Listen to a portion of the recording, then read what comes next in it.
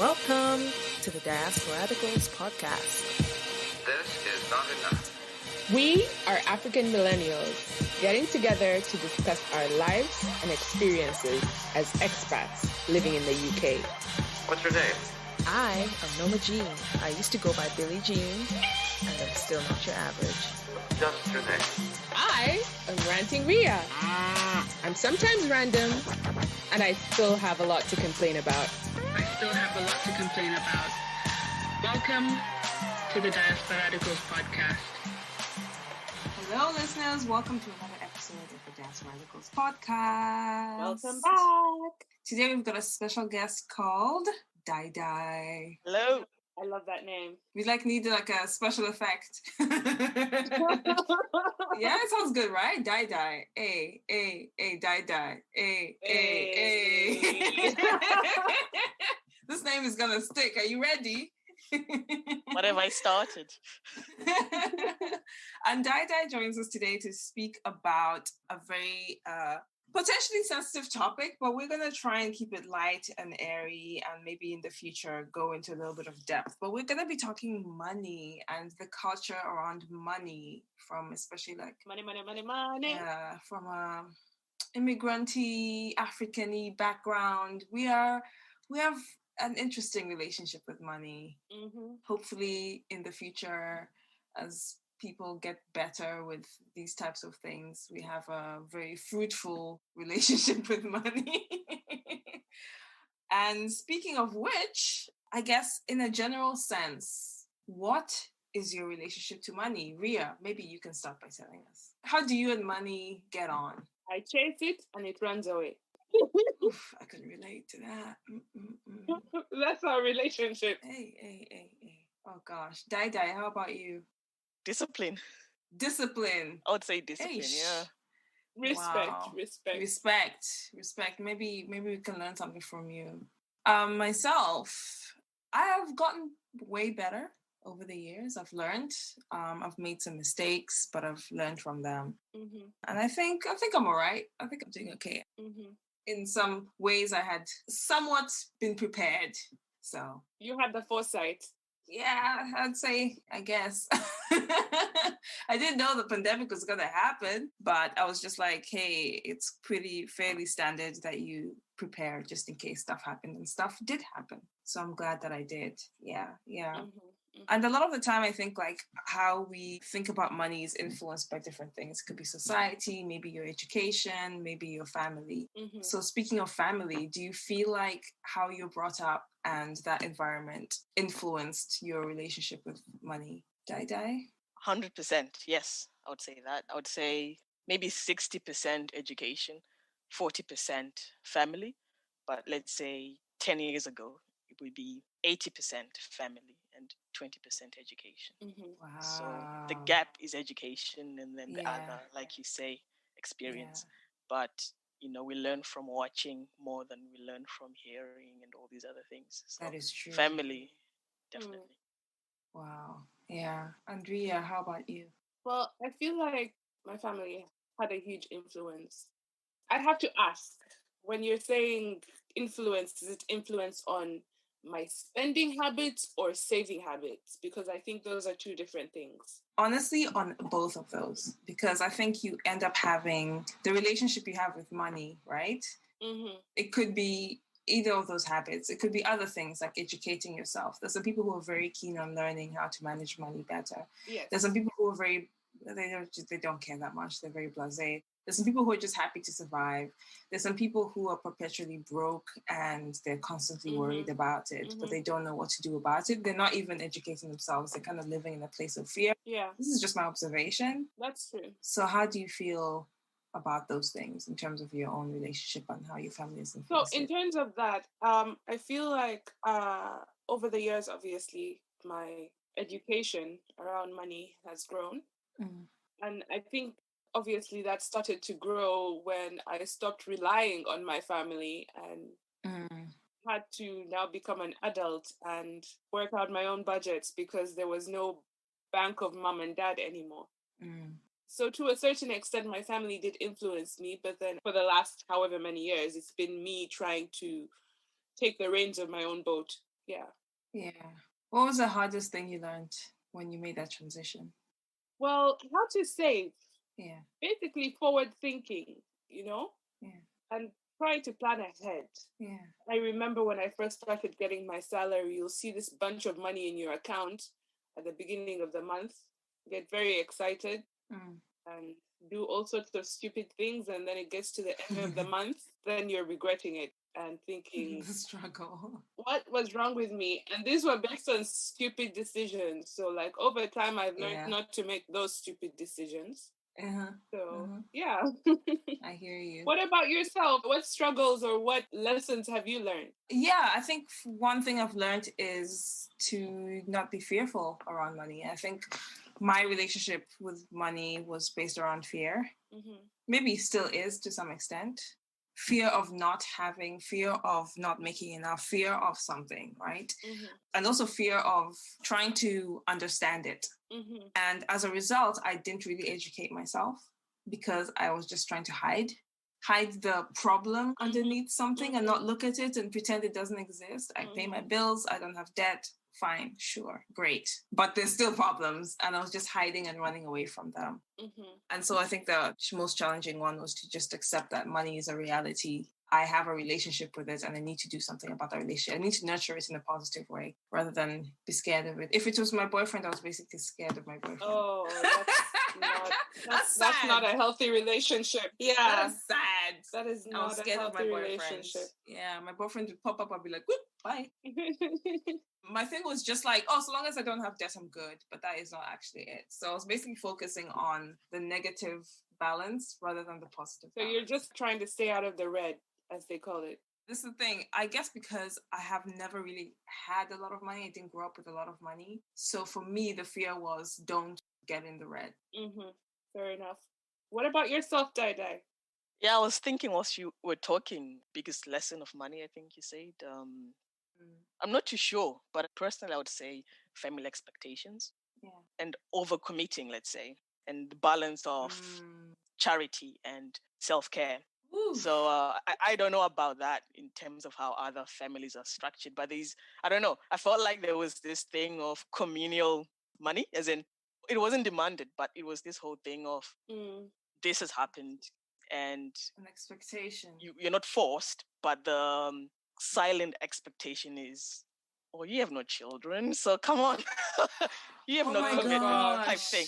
Like, I'm not too sure what the right word is, but... right. You're not spending money on anything important, so you're expected to look after everybody else. That's it, yeah. So, and you feel it the same way. You're like, well, really, I don't really have, I would call them in quotation marks, real commitments, but you do in a way. So that's the biggest thing that I had to, I'm going to use the word release myself from. I wouldn't say it was oppressive, but I would say that, and I think nature as well, when you have, like, why not type thing. But I think, I wouldn't say it cripples the person you're giving, but it sort of limits their resourcefulness and limits alternatives that they can look at. And as much as you want to extend yourself, you have no idea what's around the corner. So that's something that I had to learn, sort of balancing family expectations with my own balance of emotional health and desires and plans I have. This is interesting because I think it might stem from just this African thing of everything being communal, everything being community-based, right? So you weren't rich for yourself, you're rich for everybody. Yeah, I think so. And there's this thing where when you're earning dollars or pounds, you're rich. Absolutely. That's the idea. People are converting money in their head. Instead of understanding that the context under which you're living, whether if it's in the UK, higher cost of living, so that pound is not stretching as much as you think it does. So did you ever feel any pressure around that kind of thing where you're earning money now, so therefore you have resources that we don't have? Absolutely. I didn't feel that because I don't really have a relationship with a lot of the kinds of people who do that. That's good. That was the strategy. The strategy was don't accept their Facebook requests. They have no access to me, so it's just my immediate family. I blame WhatsApp. WhatsApp. Oh, thank you very much. The days before WhatsApp, these things didn't happen. But no, I feel like it was a case of because most of my family have gone to university and they're reasonably well educated in terms of my mother's generation, so my parents' generation. So it wasn't a case of they were poor, but the way I viewed it was they had poor budgeting skills and then they over planned. So they'll have big ideas plus poor budgeting and ridiculous parties. I'm like, why are we throwing this party? Parties? Oh, absolutely. Don't and get I'm me like, started. I know all about that. parties cost money. Why are we throwing this party? So it was all this weirdness. So this balance of They'll even for the parties, they'll have meetings to get together for people to donate money. That's it. For the parties. It's not my idea. Why am I donating? Wow. So yeah, so it was that where, I wouldn't consider any of them poor. I'm trying to, go through the list. Maybe a few who like due to life challenges and health issues had to stop working and things like that.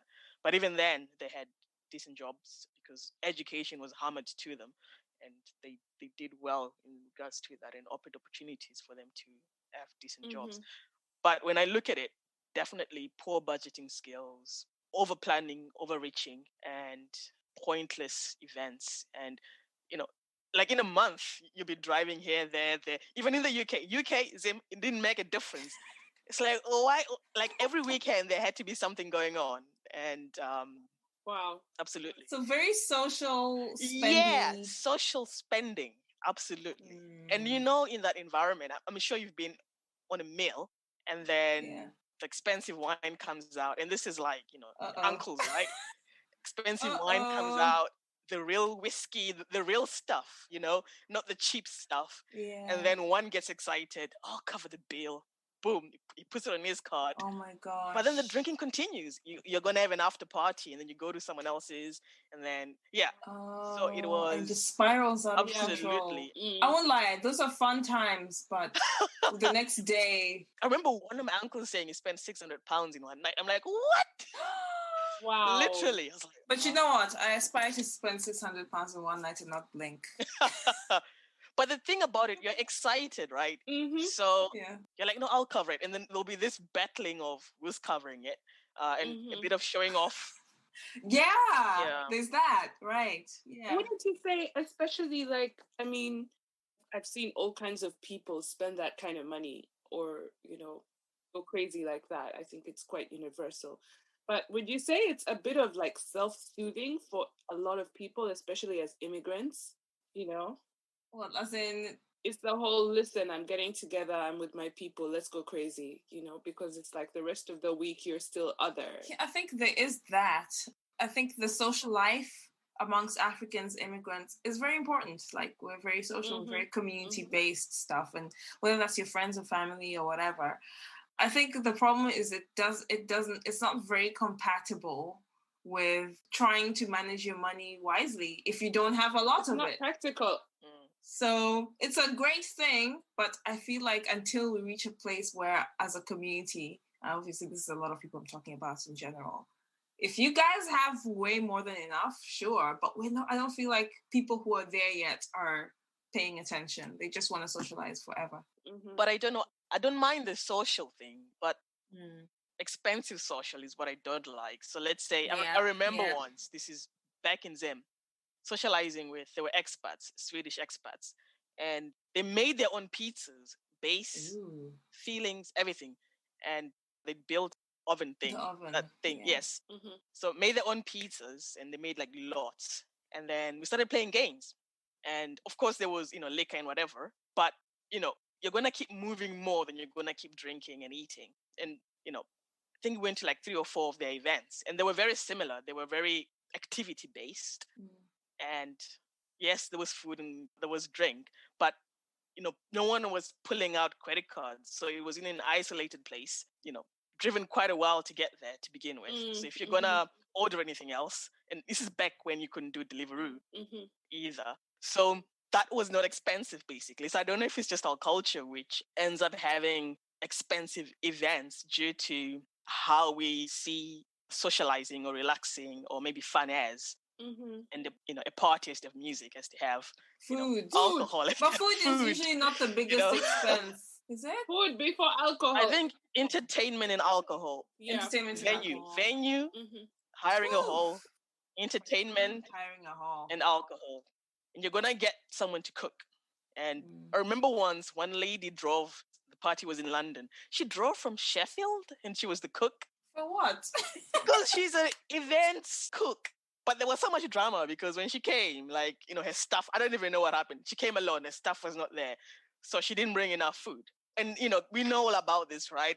The African service can be, Yes, we know about that. So there wasn't enough food. So what dear. happens when there's not enough food? Last minute, right? So you start just going wherever and then costs escalate. So that's what happened, Wow. So like you said, more poor poor planning. Yeah, there we go. Planning. Yeah. More poor planning. Yeah, I can relate to this closely. I have watched family members get into all sorts of interesting schemes and not think about it in the long term. Just get excited about something and then throw money at it. And then I feel like there's an aspect there. It's not just a lack of education, but it's just taking for granted that to be successful in some kind of thing where you throw your money at, it's more than just the idea. There's execution that needs to happen, planning, consistency, etc., etc. And a lot of people, in my opinion, from what I've seen, are not very good at that. Another thing I've seen in some cases when people have made the attempt to try and budget properly and plan properly, I don't know about you guys, but I've heard such kind of people being called stingy. Oh, yeah, exactly. Like, oh, why are you watching every penny? Why are you watching this? Like, chill, man. Just like, hey, just spend. To some extent, if you're like in a situation where it's not great and you like your finances are not great or whatever, I don't even think you should be putting yourself outside, right? You should be going out anywhere and then watching your pennies. Stay home. Like, I think right now during the pandemic, people have a lot more money to spend because they're at home and they're not spending it out there. So they're probably buying more frivolous stuff because they're bored. But they really are. Yeah, boredom also does that to you. And everything's going to be delivered to your door in a day or so. I get that. But at the same time, it's like, it's a good idea to see how far your money can stretch if you're not actually spending it actively. Just buying the basic stuff you need and survival money. But yeah, there's that need to watch your pennies. And yeah, people will call you stingy, that's for sure. Or whatever other mean words. Yeah, or some people, are in the YOLO mentality of, you know what, you only live once. We don't know what's happening next week. YOLO! Exactly. So they're like, listen, I'm going to spend my money today. It's fine. Yeah. Do you guys think that people talk, at least within our community, talk about money enough? And if they do, in what ways? I think I would say no. I think the important topics of money, no. The unimportant topics on money, yes. So important ones? Important ones, like you mentioned planning, budgeting. Yeah. And literally looking at cash inflows and cash outflows, as in money in, money out. And then the future, like you need savings. To buy a house, you need a deposit. And what is out there, there are all these products that mean you don't pay tax, your pension, insurance. And if you've got children, the day you have a child, I would advise opening a savings account for them in an ISA, and then, in so many years, I don't know, you can put restrictions and say it's only for education, whatever. But then it helps them out, and maybe it can help with the deposit. Life insurance, when you talk to your European cousins who say that, Nana passed away, I got £10,000, it helped with my deposit. That was life insurance. And it also pays for funeral cover. So when, worst happens. I don't know, but I've been in scenarios where not so long ago, there were funerals and people were asking for money. That shouldn't be the case. Funeral cover pays for that. And then debts. Exactly. So, if you die, your debts are passed on to your dependents, your children, your wife, husband. So others pass inheritance, but if you've got debts, you're passing your debts. Imagine leaving your family with debt.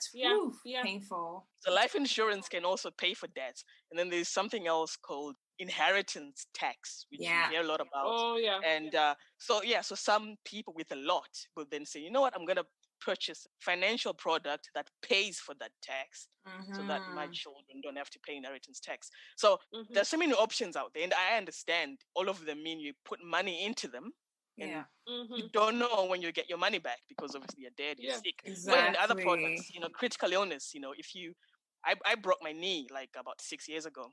I was still getting an income, but I wasn't working for 6 months. But it could have been a scenario where I'm self-employed. I wasn't self-employed, but if I was, I would have needed critical illness and income protection. And these basically give you an income whilst you're unemployed. So it's all these little things that are there, and they've always been there. They've been there for a very long time. Similar to how you've got car insurance and home insurance, there are also other products that cover you on a rainy day. Yeah. I feel like those are important conversations. Yes. And when I talk to my cousins who are at uni, because I remember one girl at uni, her father was an investment banker. And, we all got excited when we were told that you can get a student, what was it called? There was something you can get and you don't pay interest.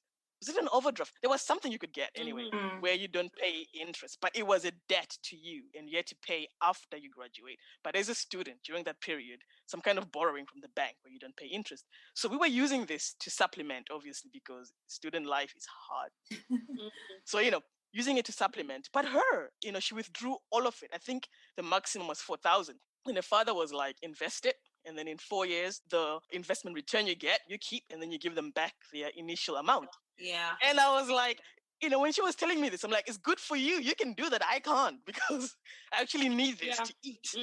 For you, you're all right. So there are all these little things that those who have can, but obviously scenarios are different. But it's all these alternatives that exist, which means that rainy days don't just, rain, cat and dog, and it's just the day's over. Exactly. That you put an umbrella, basically. Yeah. So I feel like those are conversations we should have. But then the ones we normally have around, let's contribute to this. Saving for weddings, saving for they'll tell you to budget, but you're not taught how to budget. And there were glimpses when I saw it with my grandmother. So I lived with my grandmother for 6-7 years when I was younger. And my grandfather had retired, but she was still working. So they were living on her income and then the pension from my grandfather and, feeding us. So basically, end of the month when she got paid, she would sit on the sofa and we were just playing around as kids. And we'll see her copying down, Tesco equivalents. I can't remember. I think it was okay. I think one of those stores anyway. So she'd be listing things. I don't know, sugar, bread, whatever was on that list, right? She'd list things, Yeah. And then you had to tell her your demands. Oh, this is happening for school. If you knew, but she probably knew more. And that's it. That's the budget. And I kid you not, if biscuits ran out, that was it. No one was going to buy more. And she was so strict like that. And even though she wasn't telling us this is what you do, but when I mentioned you also learn by watching.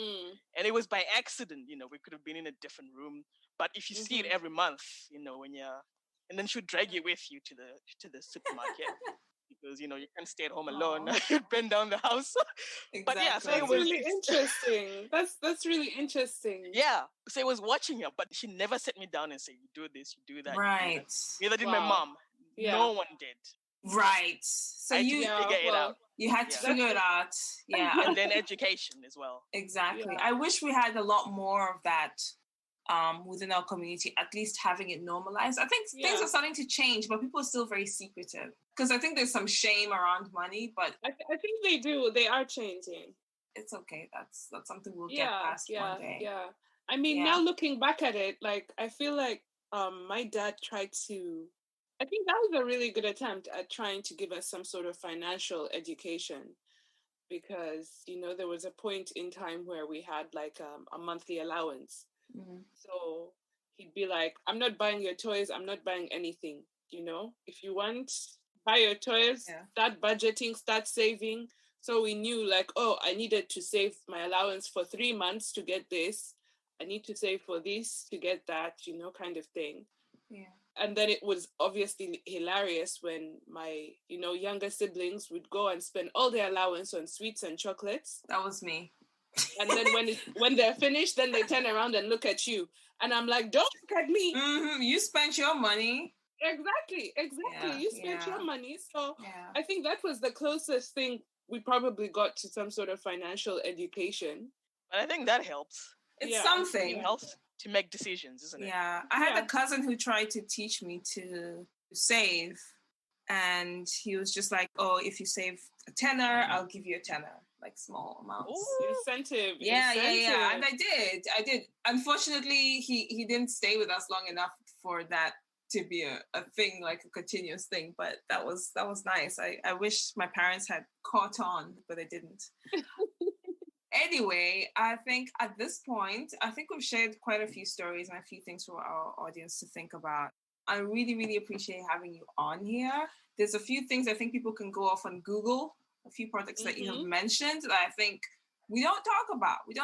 I know a lot of people. I can repeat them. I'm happy to.